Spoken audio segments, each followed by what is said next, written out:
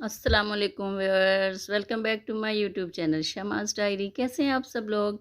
उम्मीद करती हूँ कि खैरियत से होंगे। समर वेकेशन खूब एंजॉय कर रहे होंगे और सैर सपाटे भी साथ साथ कर रहे होंगे।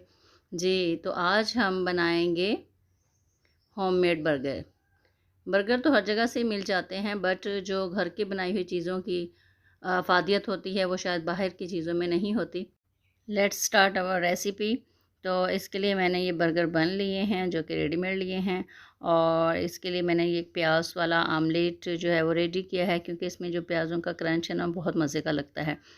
तो ये शामी कबाब हैं, इसको मैंने फ्राई कर लिया है, और ये साथ में आमलेट बना लिया है, क्योंकि वैसे तो अगर कच्चा प्याज डालेंगे तो उसका ज़रा और टेस्ट होता है, लेकिन ये थोड़ा सा फ्राई हो जाता है तो ये बहुत मज़े का लगता है। जी, बर्गर बन के ऊपर ये मैंने सॉस जो है ना वो बनाई है, इसको मैंने सब बर्गर्स के ऊपर पेस्ट किया है, और फिर हम इसके ऊपर लगाएंगे शामी, और शामी को अच्छे से फैला लेंगे। तो शामी को फैलाने के बाद अब जो है ना हम इसके ऊपर जो हमने आमलेट बनाया था वो रखेंगे। तो it's too much easy, even बच्चे जो है ना वो भी अपने लिए बना के खा सकते हैं अगर मामा ने शामी बना के रखी हुई होगी तो।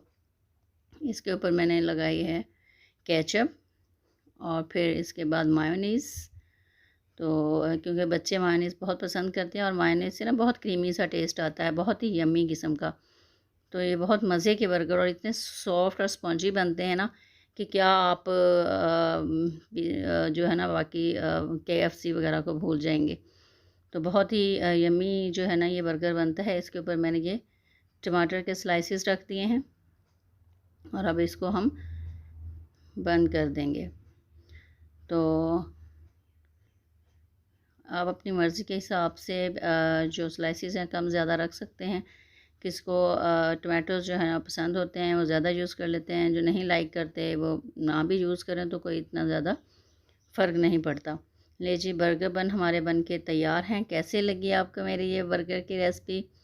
उम्मीद है कि आपको बहुत अच्छी लगी होगी, और लाइक शेयर एंड कमेंट तो बनता है। और अगर आप मेरे चैनल पे नए हैं तो काइंडली सब्सक्राइब कर लें, और अपने दोस्तों से भी शेयर करें।